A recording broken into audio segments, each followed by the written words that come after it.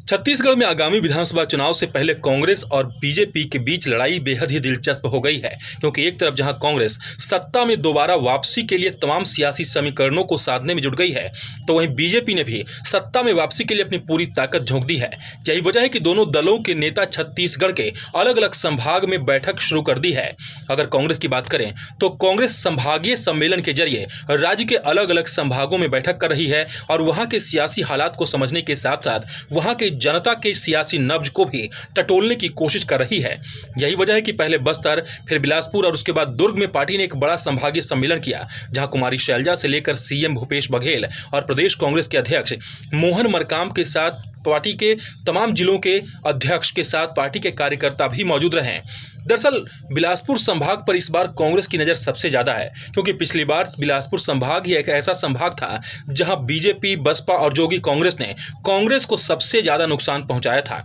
पिछले विधानसभा चुनाव की बात करें तो बिलासपुर संभाग के 7 जिलों की 24 विधानसभा सीटों में से कांग्रेस सिर्फ 13 सीटें जीतने में कामयाब रही थी, जबकि 7 seat BJP, 2 seat Jogi Congress और 2 सीट बसपा के खाते में चली गई थी। लेकिन शायद कांग्रेस को इस बार बिलासपुर संभाग से कुछ ज़्यादा ही उम्मीद दिखाई दे रही है, और यह उम्मीद बेवजह नहीं है। इसके पीछे कई वजह है। जैसे अजीत जोगी के निधन के बाद जोगी कांग्रेस का दायरा काफी सिमट गया है, जबकि बसपा की हालत पहले से इतनी खराब है कि इस बार उसका बहुत ज्यादा प्रभाव पड़ेगा, यह कहना थोड़ा मुश्किल है। जबकि बीजेपी की अगर बात करें तो बीजेपी के लिए मुश्किल यह है कि छत्तीसगढ़ के मुख्यमंत्री भूपेश बघेल के सामने कोई सीएम चेहरा पेश नहीं कर पा रही है। दरअसल बीजेपी इस बार के चुनाव में यह कह चुकी है कि पार्टी बिना सीएम फेस के ही पीएम मोदी के चेहरे पर मैदान में उतरेगी। अब निश्चित तौर पर पीएम मोदी की लोकप्रियता के सामने कोई दूसरे नेता कहीं नहीं टिकते हैं, लेकिन जिस तरह से भूपेश बघेल ने सूबे में अपनी छवि बनाई है, उसके बाद यह भी कहना गलत नहीं होगा कि वो इस वक्त प्रदेश के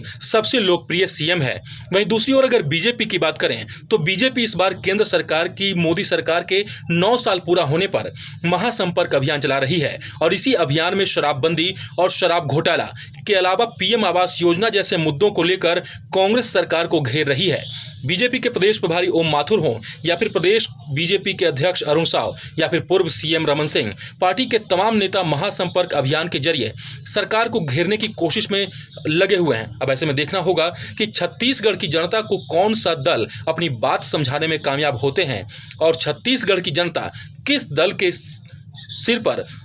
छत्तीसगढ़ के सत्ता का ताज पहनाती है।